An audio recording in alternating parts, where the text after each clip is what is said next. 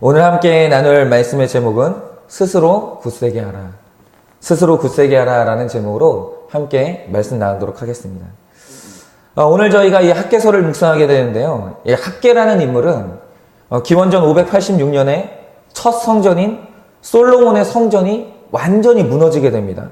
무너지고 그 후에 516년에 두 번째 성전이 완공될 때 백성들로 하여금 성전 건축을 완공할 수 있도록 영적인 힘을 불어넣었던 선지자가 학개 선지자입니다. 그렇기 때문에 학개라는 이 인물과 그의 메시지는 성전이라는 것과 뗄래야 뗄 수가 없는 관계에 있습니다. 그렇기 때문에 오늘 이제 메시지를 전함에 있어서 아주 불가피하게 구약 성전들에게 성전이라는 건물이 어떤 의미가 있었는지 그것을 이제 1장을 보면서 설명하고 2장 본문을 좀 보도록 하겠습니다. 여러분, 구약시대의 성전이 무엇인가? 그것을 이제 적절히 설명할 수 있는 예가 바로 오늘날의 이제 무선통신 기술인데요. 이 무선통신 기술이 나오기 전인 전선으로 통화하던 시절에 여러분, 우리가 누군가와 소통을 하려고 하면 어떻게 해야 됐습니까? 내가 어디에 있든지 전화기가 있는 곳으로 내가 가야 되는 거예요. 그랬죠, 그때는.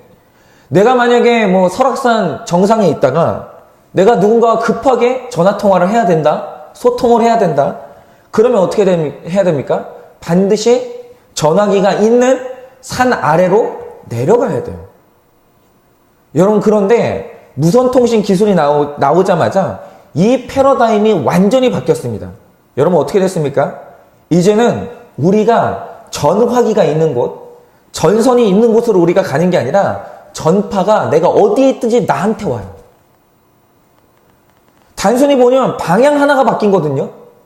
내가 가냐 네가 나한테 오냐, 이 방향 하나가 바뀐 건데 이 변화가 우리의 삶을 완전히 송두리째 바꿔버렸어요. 여러분, 이제는요, 소통을 위해서는요, 장소에 매이지 않아도 돼요. 만약에 내가 그 소통을 원하는 장소가 산 정상이다, 그러면 전화기를 딱 들어서 통화 버튼을 누르면 돼요. 산 위에서 소통하면 되는 거예요. 어디를 갈 필요가 없어요. 내가 어디에 있든지 전파가 나한테 와요. 여러분, 엄청난 차이죠. 그런데 여러분, 이것이 바로 구약과 신약의 차이예요. 여러분, 신약시대의 영적인 양상이라는 게 뭡니까? 오늘 우리의 영적인 판도를, 패러다임을 완전히 바꾼 역사적인 날이죠. 오순절 날에 어떤 일이 일어났습니까? 성령님이, 우리가 성령님한테 가는 게 아니라 성령님이 우리 안에 임하셨어요.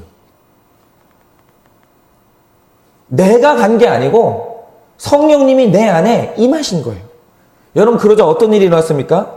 우리가 어디에 있든지 장소에 상관없이 내가 거기서 눈 감고 무릎 꿇고 기도하면 거기가 하나님과 소통할 수 있는 성전이 되고, 우리가 주의 이름으로 두세 사람이 어느 곳에서 모이든 거기가 카페든 가정이든 학교든지 우리가 예배를 하고자 하면 거기가 바로 예배의 장소가 되는 거예요. 우리가 어디에서든지 하나님을 부르면 하나님이 바로 거기에 임재하시는 거예요. 여러분, 제가 많이 이제 보면은 여러분, 교회 건물이 따로 필요가 없는 거예요. 여러분, 요즘에는요, 목사님들이 개척할 때 카페에다가 개척하기도 하고 집에서 개척하기도 해요.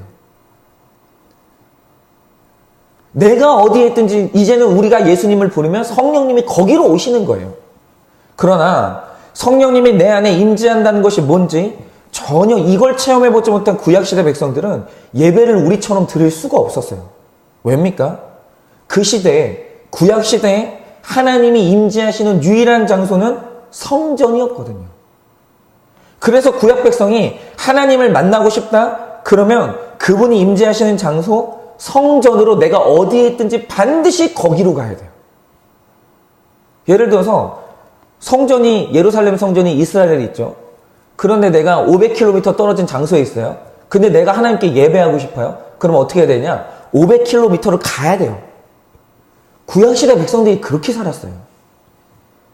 그래서 성전은 하나님이 그들과 함께 계시다는 중요한 증거였고, 구약 백성들이 하나님과 언약 관계를 유지하고 하나님과 소통하려면 내가 성전으로 가서 참된 예배를 드려야 됐어요. 여러분, 언제나 구약은요, 사람이 중심이 아니고 성전이라는 건물이 중심이에요. 여러분, 그것을 잘 보여주는 예가 성막인데요. 광야에서는 성막이 성전이었거든요. 그래서 이들이 약속의 땅을 향해서 갈 때 여러분 어떻게 전진했습니까? 원리가 뭐였었냐면 성막이 움직이면 백성이 움직여요. 그런데 성막이 멈추면 백성도 멈춰요. 백성이 성막을 운반한 게 아니라 성전이 백성을 이끌었어요. 구약시대 백성들에게 성전은요, 이런 거였어요. 신약에서 여러분 참 성전이신 예수님이 오기까지 성전은 이스라엘 백성을 있게 하는 전부였어요. 그런데 이스라엘 백성들이 우상 숭배로 행음하고 하나님과의 언약을 파기했어요. 한마디로 영적으로 외도를 한 거예요. 그러자 하나님의 임재가 이스라엘 백성들을 떠났는데 하나님의 임재가 떠나는 방식이 뭐였습니까? 바로 하나님께서 성전을 파괴하시는 거예요. 여러분, 성전이 파괴된다는 게 이스라엘 백성들에게 얼마나 큰 충격이었는지 아십니까? 여러분, 구약시대 백성들은요, 성전이 없으면 예배를 드릴 수가 없어요. 하나님을 만날 수가 없어요. 예배를 드릴 수 없으면 하나님과의 언약 관계를 회복할 방법이 없어지고 관계가 끊어지면 그동안 이스라엘에게 베풀었던 은혜와 보호가 다 사라지는 거예요. 그래서 여러분, 성전이 파괴된 이후에 이스라엘 백성들은 아버지 없는 자녀처럼 이방 나라의 포로로 끌려가서 70년을 유리방황하게 됩니다. 비참하게 살아요. 성전이 없어서. 여러분, 바로 그 끔찍한 경험 때문에 BC 538년 페르시아의 고레스가 이스라엘 백성 너희들은 다 너희 고향으로 돌아가라, 귀환해라 이렇게 명령을 내렸을 때 그들이 고향에 돌아가서 제일 먼저 하려고 했던 대업이 뭐냐면 무너진 성전의 재건이었어요. 성전 먼저 다시 짓자 이거였어요. 70년 동안 끊어진 하나님과의 언약 관계를 회복하기 위해서는 성전이 건축돼서 거기서 예배를 회복하는 게 너무 시급했던 거예요. 그러니까 두 번째 성전의 기초를 놨던 게 536년인데 여러분, 이때 그들이 성전 건축을 향한 열망이 얼마나 뜨거운지 아십니까? 자, 그런데 여기서 예상치 못한 일이 일어납니다. 성전 건축을 그렇게 열망해서 바벨론의 삶까지 다 버리고 고향으로 돌아온 이스라엘 백성들이 무려 16년 동안 성전 건축을 중단하게 됩니다. 도대체 왜 이런 일이 일어났는가? 바로 이 물음이 시작되는 지점에서 학계의 메시지가 시작이 되는 거예요. 여러분, 그런데 여기서 중요한 것은 이들이 성전 건축을 미루고 16년을 세월을 허비했어요. 그런데 이들이 게을러서 성전 건축을 하지 않았거나 성전 건축을 하고자 하는 열망이 없어서 16년을 허송세월한 게 아니에요. 여러분, 이렇게 할 수밖에 없었던 데는 역사적인 배경이 있는 거예요. 여러분, 이 당시 이스라엘 땅에는요, 북이스라엘이 722년에 멸망당하고 포로로 끌려가니까 이 아시리아, 그 당시에는 이제 이스라엘 땅을 지배했던 나라가 세 나라거든요. 아시리아, 그 다음에 바벨론, 그 다음에 페르시아인데 아시리아가 이 땅을 점령했을 때 북이스라엘이 무너졌는데 그때 아시리아가 했던 이민 정책이 뭐냐면 자기네들 제국이 통치하는 그 모든 나라의 주민들을요 전부 이주시켜가지고 백성을 섞어버렸어요. 그 이스라엘 백성들은 다른 땅으로 이주시키고 그 다음에 다른 땅에 살던 사람들을 이스라엘 땅으로 이주시키고 이런 식으로 다 섞어놨는데 아시리아의 이민 정책에 의해서 이방 민족이 200년 가까이를 북이스라엘에 살고 있었어요. 그러니까 200년이면 여러분 그 땅에서 이미 이방 민족이 기득권이 형성되고도 남을 시점이죠. 그런데 원래 주인인 이스라엘 백성들이 돌아온 거예요. 그리고 갑자기 뭔가 성전 건축을 한다는 거예요. 그러니까 자리를 잡고 있었던 이방인들이 너무 불안해서 고레스에게 모함을 했고 성전 건축을 허가했던 고레스가 다시 성전 건축을 막은 거예요. 그러니까 이들이 짓고 싶지 않아서 짓지 않은 게 아니라 나라가 자기들 통치하고 있는 나라가 그것을 못하게 한 거예요. 그러니 명목상으로 볼 때는 건축을 할 수가 없었던 거예요. 그리고 그때쯤 이스라엘 백성들 안에 소문 하나가 돌았는데 그게 뭐냐면 예레미야가 예언을 했거든요. 너희가 바벨론으로 포로로 끌려갔다가 70년 후가 되면 너희가 이제 나라를 회복할 것이라고 그렇게 이제 예언을 했는데 이때쯤 해가지고 어떤 소문이 돌았냐면 우리가 예레미야가 예언한 70년의 포로 기간이 다 차지 않았다라는 이상한 소문이 돌았어요. 그래서 이스라엘 백성들이 내린 결론이 뭐냐면 1장 2절에 기록된 것처럼 지금은 여호와의 성전을 건축할 시기가 아니라는 거예요. 그러면서 정말 급격하게 성전 건축에 대한 열망이 식어버렸어요. 마음 가운데. 그러자 그들이 성전을 지으려고 했던 그 모아놨던 나무로 성전 건축하는 대신 뭘 했냐면 자기들이 살 완벽한 집을 짓기 시작했어요. 그런데 1장 1절 2절을 보면 성전 건축이 16년 동안 지체된 이 배경을 하나님이 알고 계셨어요. 왜 성전 건축이 지체되는지 알고 계셨어요. 그런데 이상한 것은 그럼에도 불구하고 1장 3절에 하나님께서 그 성전 건축을 중단한 이스라엘 백성들을 향해서 엄하게 꾸짖으세요. 왜 성전 건축 중단했냐고 하나님께서 꾸짖기 시작하시는 거예요. 그런데 여러분 우리가 한번 물어야 됩니다. 하나님이 모든 전후 사정을 다 아시거든요. 그런데 하나님께서 왜 이러시냐는 겁니다. 할 수 없는 여건인 거 뻔히 알면서도 그래도 어쨌든 해야 된다고 우기면서 여러분 백성들을 지금 학대하시는 겁니까? 그게 아니라는 거예요. 여러분 하나님이 절대로 속지 않는 분인데 나라가 자기들의 일을 막았고 아직 예레미야의 예언의 때가 이르지 않아서라는 명분은 겉으로 보이는 허울뿐인 명분이고 사실 성전 건축을 16년 동안이나 내려놓은 진짜 이유가 있는 거예요. 그게 뭐냐면 이스라엘 백성들의 내면 안에 심각한 영적인 문제, 인생 철학의 문제, 우선순위의 문제가 있었던 거예요. 여러분 그것을 증명하는 예가 뭡니까? 여러분 다윗도요. 성전 건축을 하고 싶은 열망이 있었어요. 그런데 여러분 성전 건축을 반대했어요. 누군가가. 여러분 누가 반대했습니까? 일개 세상의 그 어떤 신하나 권세자가 아니고요. 하나님이 그걸 못하게 막았어요. 너는 전쟁을 하면서 손에 피를 너무 많이 묻혔기 때문에 네 손으로는 성전 건축을 할 수 없다. 이렇게 하나님이 막았어요. 그러니까 다윗이 자기 당대에는 성전을 건축할 수가 없었던 거예요. 그러면 하나 여쭤볼게요. 다윗이 성전 건축을 포기했을까요? 그게 아니라는 거예요. 그때부터 다윗은 자기가 할 수 있는 자신의 한계 안에서 역사적인 환경 안에서 자신의 힘이 미치는 범위 안에서 최선을 다해서 성전 건축을 준비하고 그의 삶을 마쳤어요. 내가 성전 건축을 할 수 없다? 그러면 나의 임무가 뭐냐면 성전 건축을 할 수 있는 준비를 다 해놓는 거예요. 내 당대에. 그래서 여러분 솔로몬이 성전 건축을 할 때는요. 아버지 다윗이 모든 준비를 이미 마친 상태였어요. 그래서 노력도 하지 않고 성전을 그냥 올릴 수 있었어요. 솔로몬은. 즉 다윗에게는 내가 내 당대의 열매를 보지 못할 거라면 지금 내가 할 수 있는 일. 그럼 나는 밭 깔고 씨라도 뿌려놓겠다. 열매는 내 자손이 보더라도 그럼 내가 밭 깔고 나는 씨 뿌리겠다. 이 정신이 다윗에게는 있었던 거예요. 그런데 여러분 지금 이 시대에 이스라엘 백성들의 문제가 뭡니까? 가만히 이스라엘을 보면 이런 걸 볼 수 있어요. 이유는 합리적이에요. 이유는 너무 합리적인데 그런 누구나 이해할 만한 합리적인 이유를 들어서 하나님의 일을 하는 시점을 언제로 설정해놨냐? 미래라는 시간으로 설정을 해놓은 거예요.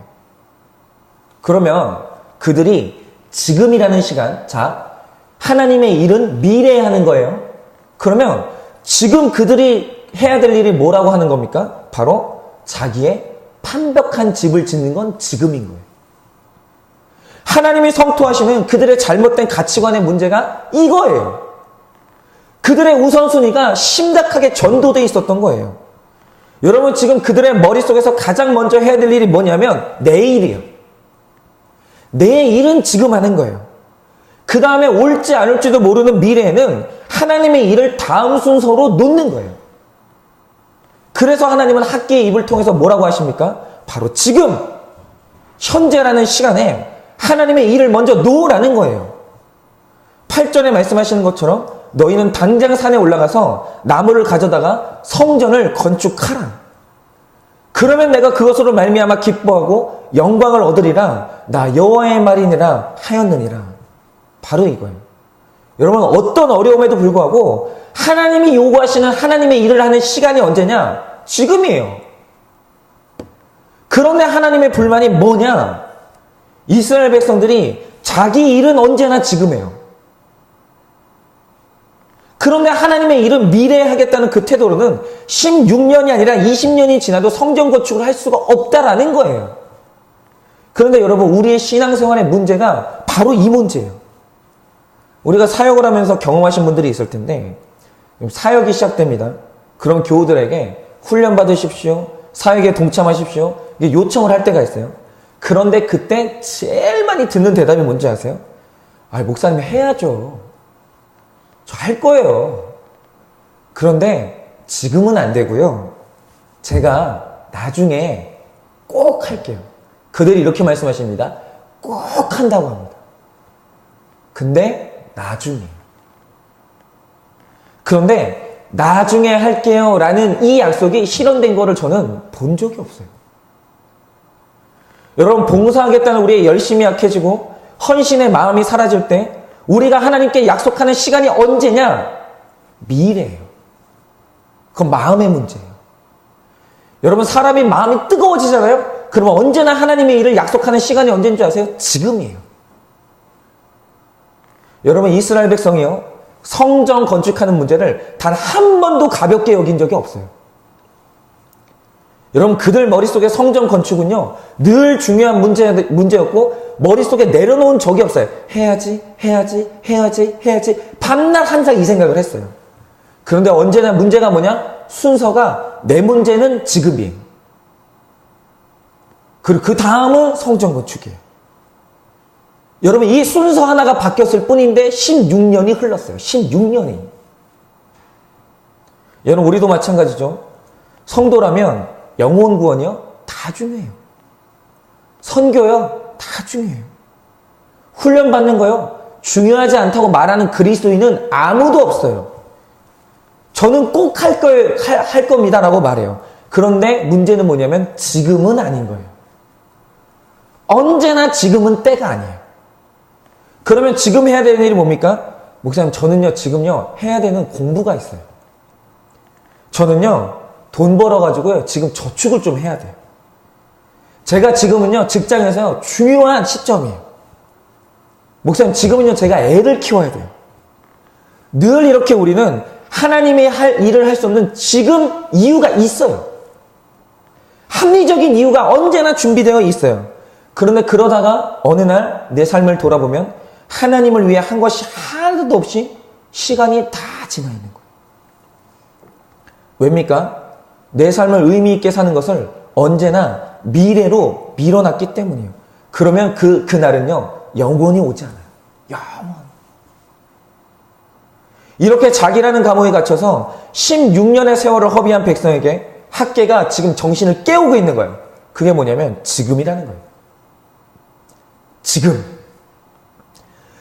당장 당신의 여건 속에서 당신이 할 수 있는 하나님의 일을 하라고, 그럼 반드시 하나님이 당신을 통해 영광스러운 성전을 지으신다고 지금 강하게 약속을 하시는 거예요. 그러면 둘째로 오늘 학개가 말하고자 하는 게 뭡니까? 하나님의 영광은 작고 초라한 곳에 임한다라는 거예요. 여러분, 2장 3절 4절입니다. 너희 가운데 남아있는 자 중에서 이 성전의 영광을 본 자가 누구냐? 이제 이것이 너희에게 어떻게 보이느냐? 이것이 너희 눈에 보잘것없지 아니하냐? 그러나 여호와가 이르노라. 스룹바벨아, 스스로 굳세게 할지어다. 여호사닥의 아들 대제사장 여호수아여, 스스로 굳세게 할지어다. 여호와의 말이니라. 이 땅 모든 백성아, 스스로 굳세게 하여 일할지어다. 내가 너희와 함께하노라. 만군의 여호와의 말이니라. 여러분, 이렇게 학개가 우선순위를 분별하지 못하는 백성에게 회개하고 당장 하나님의 일을 시작하라고 메시지를 선포하는데요. 그 메시지가 성령이 역사하셨어요. 굉장히 효과적이고 즉각적인 반응을 불러일으키기 시작했어요. 그래서 1장 12절에서 15절을 보면 학계의 부흥이 두 단어로 압축되어 있는데 그게 뭐냐면 듣다, 경외하다 이 두 단어예요. 즉 귀한 자들이 학계의 메시지를 듣기 시작했어요. 귀에 그것이 뚫고 들어오기 시작했어요. 그러자 그들이 하나님을 경외하기 시작했어요. 여러분 바로 이겁니다. 회개의 본질이 뭡니까? 회개라는 것은 말씀이 들려서 그 삶의 방향을 유턴하는 것인데 중요한 것은 뭐냐면 부흥이 뭐냐? 혼자 유턴하는 것이 아니라 공동체가 함께 일어나는 것이 부흥이에요.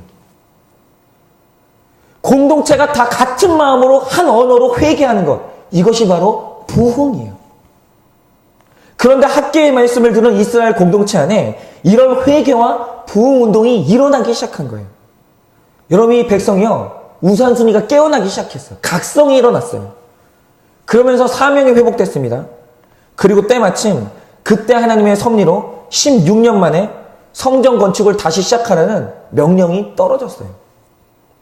여러분 그래서 9월 21일에 다시 성전 건축이 재개가 됐어요. 그런데 불과 25일 후죠. 성전 건축이 시작된 지 25일 후에 10월 17일에 학계로부터 긴급한 메시지가 하나 옵니다. 그게 뭐냐면 내용이 뭐냐면 힘을 내고 용기 잃지 말고 성전 공사를 계속하라는 거예요. 중단하지 말라는 거예요. 근데 여러분 선지자가 성전 건축 잘하고 있는데 갑자기 왜 힘내라 용기 잃지 말아라 왜 이 메시지를 보냈겠습니까? 이유가 뭐냐면 이들이 은혜 받아서 공사하기 시작한 지 25일 만에 은혜가 떨어지면서 나가 떨어진 거예요. 여러분 이들이 누굽니까? 강력한 선지자의 말씀을 듣고 은혜를 받아서 16년 만에 주저앉았던 자리에서 일어나는 사람들이에요. 보통 은혜를 받아서 이렇게 되는 게 아니에요. 강력한 은혜를 받은 거예요. 그런데 문제는 뭐냐? 이 은혜가 25일을 못 넘겼어요. 여러분 우리가 받는 은혜가요. 평생 가는 게 아니에요. 여러분 은혜 받은 자에게는요. 그것을 애초에 없었던 것으로 만들기에 충분한 낙심이 찾아올 수 있어요. 여러분 그러면 이들이 왜 이렇게 낙심하게 됐습니까? 이유는 이것입니다. 지금 이 성전 공사를 하는 사람들 중에서는 첫 성전이죠. 솔로몬의 성전을요. 눈으로 봤던 사람들이 있었어요. 그들이 다 지금은 이제 영향력 있는 이스라엘 백성들의 장로들인데 근데 이들이 이제 눈에는 첫 이스라엘 성전에 비해서 두 번째 성전이 너무 초라한 거예요. 여러분 솔로몬 성전이 얼마나 위대했는지 아십니까? 규모도 규모지만 그 안에 있는 내부에 있는 중요한 기구들이 다 순금으로 발라져 있었어요. 번쩍번쩍했어요. 그리고 그 성전을 지키고 있는 호위병들 있죠. 호위병들의 방패와 창이 전부 다 순금이었어요. 영광스러웠어요. 그러고 나서 그 성전을 눈으로 봤던 사람들이 그 영광을 기억하고 두 번째 성전을 짓는데 두 번째 성전이 형편이 없는 거예요. 그래서 학개서 2장 3절을 보면 이 성전의 영광을 봤던 사람들 눈에 지금의 성전이 초라하다는 내용이 나와요. 그러니까 솔로몬의 성전은 규모로 보나 권위로 보나 너무 웅장했는데 이들의 눈에 들어온 두 번째 성전은 이 비교할 때 너무 초라한 겁니다. 그러니 이 첫 번째 솔로몬의 성전을 보지 못했던 사람들은 막 성전 건축을 하면서 감격하고 좋아하는데 장로라는 사람들이 이딴 게 무슨 성전이냐고. 아니 여기에 무슨 하나님의 영광이 임하냐고. 사람들이 이게 이스라엘 백성들의 성전이라고 하면 다 웃지 않겠냐고. 그러면서 두 번째 성전을 보면서 초라하다고 부끄럽다고 우는 거예요. 그러자 이들의 슬픔과 좌절감이 젊은이들에게 그대로 전염되었고 낙담한 사람들은 지위 고하를 막론하고 다 실망한 거예요. 그래서 25일 만에 주저앉았어요. 여러분 그런데 우리가 반드시 알아야 되는 게 하나 있습니다. 그게 뭐냐? 솔로몬의 성전에 비해서 두 번째 성전을 하나님께서 작고 초라하게 짓게 만드셨어요. 하나님 자신이 그렇게 만드셨다고요. 그러면 성전을 왜 이렇게 작고 초라하게 만드셨습니까? 이유가 있는 거예요. 하나님이 아무 이유 없이 그렇게 하시는 게 아닙니다. 이유가 있어요. 이유가 뭐냐면 이 작고 초라한 성전이 장차 구원받을 이방인들을 상징하거든요.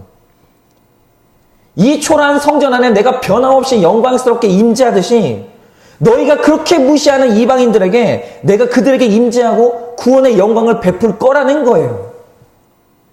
그들이 무시하고 있는 이 작고 초라한 성전에 이런 구속사적인 찬란한 비전이 담겨 있는 거예요. 그리고 하나님의 영광이 담긴 이 초라한 성전이 바로 표징이에요. 그러므로 이 초라한 성전을 짓게 한 구속사적인 경륜을 지금은 이해할 수 없을지라도 당장은 믿음으로 따랐어야 돼요. 열심히 지었어야 돼요. 여러분, 참된 믿음은요, 해명보다 앞서야 되는 거예요. 그런데 이런 하나님의 뜻을 모르고 낙담하고 있는 성도들을 향해서 학계가 다시 전면에 나서서 이렇게 하시는 하나님의 뜻이 있으니까 너희는 스스로 믿음을 굳세게 하라. 작은 것을 차별하는 너희 자신의 고정관념과 싸우라고 힘써서 격려를 하는 거예요. 그런데 여러분, 이렇게 초라한 것 때문에 낙담하는 이들의 모습이 바로 우리의 모습이에요. 정말 저도 마찬가지고 우리 모두가 다 진짜 큰 거 좋아해요. 큰 집, 큰 차, 큰 냉장고, 큰 사역, 언제나 이런 거 좋아해요. 그래서 우리가 자녀들 위해서 기도할 때 한국 사람들이 유독 그런데 맨날 기도하는 게 뭡니까? 정직한 자녀 되게 해달라고, 진실한 자녀 되게 해달라고, 이런 거 아니에요. 큰 일꾼 되게 해달라고. 날마다 큰 거 위해서 기도해요. 여러분, 우리나라에 있는 다리 중에 여러분 큰 다리가 어디 있습니까? 큰 거 없어요. 근데 우리는 언제나 다리 이름을 지으면 어떻게 지은 줄 아십니까? 대교예요, 대교. 맨날 큰 거 좋아해요. 이 말 뜻이 뭐냐면 우리는 작은 것에 대한 이 열등감이 있고 작고 초라한 걸 무시하는 아주 나쁜 습성이 있어요. 그런데 오늘 하나님이 뭐라고 하십니까? 작고 초라해도 하나님이 그곳에 임재하시면 거기는 영광스럽다라는 거예요. 여러분, 이런 우리의 고정관념이 벗겨져야 돼요. 여러분, 작으면 하나님이 거기 임재 안 하십니까? 초라하면 거기에 임재 안 하십니까? 여러분, 바로 이 기복적인 우리의 가치관이 벗겨져야 되는 거예요. 하나님이 함께 하시면 작고 초라한 나라도 지극히 영광스러운 사역자가 되는 거예요. 사실 저는 이 학개서를 제가 연구하면서 정말 큰 은혜와 회개를 제가 경험을 했었는데, 바로 제가 이 작고 초라한 것에 대해서 진짜 진저리를 치는 열등감이 있거든요. 어느 집이나 이제 삼형제 중에 이제 둘째는 어릴 때부터 둘째가 그래요. 자연스럽게 남과 나를 비교하는 이 기능을 탑재하고 태어나요. 중간에 껴있기 때문에. 그러면서 비교하면서 나의 가치를 측정하는 게 습관이에요. 그래서 비교의식은 제가 습관처럼 가지고 있는 이 쓴뿌리 중에 하나예요. 그래서 이제 어릴 때부터 제가 가졌던 저의 의문과 괴로움이 하나가 뭐였었냐면, 왜 우리 아버지 교회는 이렇게 작지? 왜 우리 아버지 교회는 초라하지? 제가 저희 아버지 교회에서 예전에 제일 싫었던 게 뭐냐면, 저희 아버지 교회도 처음에 지하였었거든요. 지하였었는데 저쪽에 창문이 있었어요. 저쪽에 이렇게 창문이 있고 바로 옆에 5m 떨어진 거리에 햇빛도 안 들어오는 그 거리에 빌라가 있었어요. 그러니까 저희가 새벽에 아버지가 예배 시작합니다 라고 땡땡땡 치잖아요. 그러면 옆집 빌라에서 난리가 나는 거예요. 잠 좀 자자고. 그래서 저희 아버지가 그 창문을 다 이제 막아버렸는데 뭘로 막았는 줄 아십니까? 방음을 한다고 계란판 있죠. 달걀 그 판. 그걸로 막아놓은 거예요. 그 뭐 달걀판 모양이 뭐 방음이 되나 봐요. 그 모양이. 근데 저희 교회가 돈이 없으니까 이렇게 흡착판으로는 못하고, 정말 달걀판 가지고 있잖아요. 창문을 다 막아버린 거예요. 그걸 볼 때마다 이렇게 진짜 넌덜머리 나게 싫은 거예요, 진짜. 너무 초라한 거예요, 교회가. 너무 약하고. 근데 제 그 의문이 시작된 때가 언제냐면, 이 중학교 때인데요. 왜 중학교 때냐면, 그때 이제 제가 한번 말씀드린 적이 있는가 모르겠는데, 그때 안산에서 제일 큰 교회 아들이 저와 같은 학교, 저와 같은 학년에 다니고 있었어요. 그때 처음으로 제가 중학교를 들어가서 대형교회는 어떻게 수련회를 하는지 처음 들었어요. 그런데 이거는 뭐 수련회를 하는 장소, 먹는 식사와 간식, 프로그램 이런 게 너무 차이가 나는 거예요. 그 중에서 제가 제일 충격받았던 게 뭐냐면 이제 막 그 교회에서 그 대형 교회에서 마지막 날 했던 그 프로그램이 불꽃놀이였는데 불꽃놀이 비용으로만 50만 원을 썼다는 거예요. 제가 중학교 때면 몇 년도예요? 그때 90년대인가? 아니 그 정도는 아닌가? 하여튼 뭐 불꽃놀이 비용으로만 50만 원을 썼다는 거예요. 근데 그게 왜 충격이냐면 그때 저희 교회 중고등부 전체 예산이 60만 원이었거든요. 이거를 제가 알게 되는데 비교가 되면서 말할 수 없는 열등감과 막 자기 연민이 몰려드는 거예요. 막 다른 교회는 막 인테리어 한다고 몇 억씩 쓰고 하는데 우리 교회는 막 몇십만 원이 없어가지고 막 계란판으로 막 도배를 해놨으니까 너무 싫은 거예요. 그게 진짜. 이렇게 큰 교회와 작은 교회를 비교하기 시작하니까 하나님은 차별하는 하나님인 거예요. 저 교회는 더 사랑하고 이 교회는 덜 사랑하고 하나님이 저 교회는 이뻐하니까 더 주고 이 교회는 안 이뻐하니까 덜 주고 이런 생각을 하니까 저를 그게 이제 괴롭혔고 제가 몸담고 있는 이 작고 초라한 교회에 대한 무시가 되고 그런 교회를 담임하고 계시는 아버지에 대한 무시가 제 안에 충만한 거예요. 그런데 하나님은 이렇게 불공평하신 하나님이기 때문에 이걸 내가 바로잡으려면 방법이 없어요. 그게 뭐냐면 내가 죽도록 노력해서 교회를 키워야 되는 거예요. 그 야망이 제 안에 생긴 거예요. 그런데 야망이 제 목표가 되니까 지금까지 남과 나를 비교하면서 너무 괴롭게 살았고 너무 피곤하게 지금까지 살아온 거예요. 그러다가 제가 이 구속사라는 이 말씀 해석의 관점을 접하게 되는데 이 말씀을 이제 듣던 어느 날 저의 이 작고 초라한 교회에 대한 관점을 깨버리는 깨달음을 하나 주신 거예요. 그게 뭐냐면 어느 날 이제 그런 신앙의 갱신이 온 때가 있었거든요. 그러니까 이런 거예요. 사람이 내가 구원받았다는 사실이 눈물나게 좋을 때가 있어요. 근데 여러분 그게 매너리즘에 빠지잖아요. 그게 머리로 듣고 귀로 들어도요. 감격이 안 되는 때가 있어요. 근데 어느 날 신앙에 갱신이 일어나는 때가 있어요. 똑같이 들어왔던 말인데 그게 어느 날 내 눈에서 눈물을 자아내고 갑자기 이게 충격이 되고 다시 한번 그것이 내 마음에 감격이 되는 때가 있어요. 근데 제가 한번 신앙에 갱신이 온 거예요. 그래서 어느 날 내가 지옥에 가야 될 사람인데 이런 내가 구원받았다는 사실이 다시 한번 감격으로 다가온 때가 있었어요. 그런데 그 감격과 함께 제가 열렸던 그 관점이 뭐냐면 저의 구원이 언제 시작됐지? 내가 구원 어디서 받았지? 나를 구원하신 하나님이 나를 만났던 장소가 어디였지? 제가 가만히 생각해 보니까 제가 그렇게 무시하는 그 작고 초라한 교회에서 하나님이 저를 만났어요. 그 교회에서 제가 처음으로 회개의 눈물을 쏟았어요. 여러분 비교의식으로 그 교회를 볼 때는 그 교회가 그렇게 무시가 됐는데 아무 쓸모없고 차라리 없으면 더 좋겠는 교회라고 생각했는데 구속사적으로 구원의 관점으로 제 교회를 보니까 그 작고 초라한 교회 안에 저 같은 죄인을 구원하신 하나님의 역사하심이 거기에서 있었던 거예요. 어느 날 그게 제가 깨달아진 거예요. 여러분 생각해 보세요. 온 세상이 구원받아요.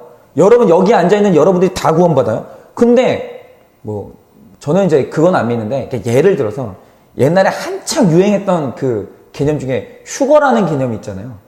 막 어느 날 갑자기 때가 되면 막 사람들 다 하늘로 올라가고 신앙생활을 이상하게 했던 사람들은 이렇게 남겨지고 그러니까 휴거가 일어나면은 여기 중에 한 5분 정도는 몇 분 정도는 이제 여기 남고 우린 다 올라가는 거예요. 그래서 생각해 보세요. 남는 사람이 나라고 생각해 봐. 설교를 막 하고 있는데 갑자기 성도들이 다 가요. 나 혼자 여기 남겨져 있는 거예요. 그게 그 구원이 무슨 상관이 있어요, 그게. 그 구원이 저한테 감격적이겠어요? 여러분, 온 우주가 구원받는다 한들 내가 구원 못 받으면 그 구원이 감격이겠냐고요. 그 구원이 슬픔이지. 그런데 내가 구원받는 저 개인에게는 우주의 운명이 바뀌는 그 중요한 사건이 어디에서 일어났냐면 작고 초라한 그 교회에서 일어났어요. 저는 그 교회에서 예수님을 처음 알았고 믿었고 그 교회에서 눈물로 첫 회개를 그 교회에서 했어요. 여러분, 제가 무시하는 그 교회가 아니었으면 제 구원은 없는 거예요. 계란판으로, 돈 없어가지고 계란판으로 막아놨던 그 교회가 없었으면 저는요, 구원이 없어요. 여러분, 그 교회가 왜 세워졌는지 아십니까? 이제는 알아요. 이유가 뭐냐면 저 한 사람 때문에 그 교회가 있어야 되는 거였어요. 그렇기 때문에 그 교회는요, 구원의 능력이 있는 교회였고 부활의 능력이 충만한 교회였어요. 여러분, 마찬가지입니다. 우리 중에 부모가 초라한 것 때문에 넌덜머리 나는 사람도 있어요. 왜 우리 부모는 다른 부모보다 이렇게 초라한가? 왜 우리 부모는 나한테 그렇게밖에 할 수 없었는가? 왜 그렇게 우리 부모는 못 배웠고 무식하고 가난하고 나한테 단 한 번의 사랑도 주지 못했는가? 왜 우리 집은 다른 집과 같지 않고 이렇게 연약한가? 배우자를 향해서 그러신 분도 있어요. 왜 내 배우자는 이렇게 못났나? 다른 배우자는 저렇게 자상하고 사랑 주고 돈도 잘 벌어오는데 왜 내 배우자는 이렇게 초라한가? 왜 이렇게 못났는가? 이렇게 비교의식으로 괴로워하는 분들이 있어요. 내 삶에 있는 작고 초라한 그것 때문에. 그런데 하나님께서 뭐라고 하십니까? 네가 무시한 그 작고 초라한 곳에 내가 임재하겠다는 거예요. 네가 무시한 그 작고 초라한 바로 그것 때문에 그것이 너의 구원을 이뤄냈다라는 거예요. 그거 없었으면 너는 이 구원받을 수 없었다라는 거예요. 너무 무시되는 그 작고 초라한 사람을 통해서 내가 구속사를 이루면 너는 어떻게 하겠냐라는 거예요. 여러분, 성경에 거지 나사로가 있습니다. 그가 이 땅에서 가진 것이 아무도 없었어요. 그런데 가진 것이 없었어도 그에게 믿음이 있었어요. 그래서 그는 영생을 받았고 그렇기 때문에 그는 영광스러운 아브라함의 자녀였던 거예요. 여러분, 오늘 비교의식으로 괴로워하는 우리가 너는 이제 일어나서 스스로 굳세게 하라는 이 말씀을 듣고 다시 일어나시기를 원해요. 내 삶에 내가 그토록 무시하는 작고 초라한 것을 다시 보시기 바라요. 그리고 작고 초라한 내가, 우리 가정이 하나님이 임재하시는 영광스러운 교회임을 깨달아야 되는 거예요. 여러분, 제가 마지막으로 이 말씀 드리고 마치도록 할게요. 여러분, 우리는요, 20세기에 유명한 전도자라고 하면요, 빌리 그레함만 기억해요. 여러분, 그런데 역사 속에요, 빌리 그레함보다 위대한 사람이 있어요. 빌리 그레함이라는 사람이 그분 설교 듣고 회심한 건데, 빌리 그레함보다 위대했던 부흥사가 누군지 아십니까? 빌리 썬데이 목사님이에요. 여러분, 이름 들어보셨어요? 못 들어보셨죠? 왜인지 아십니까? 그분이 초라한 사람이었거든요. 빌리 썬데이 목사님이 원래는 권투 복싱 선수였었는데 그분이 어느 날 말씀을 듣고 회심해가지고 그분이 이제 부흥사가 된 거예요. 목회자가 된 거예요. 그래가지고 이제 목회를 하는데 문제는 뭐냐면 이분이 배운 게 없잖아요. 운동선수였으니까. 설교를 하는데 문법이 하나도 안 맞는 거예요. 그리고 이분이 더군다나 이 복싱을 하다가 뇌를 다쳤는지 말을 더듬어요. 부흥사가.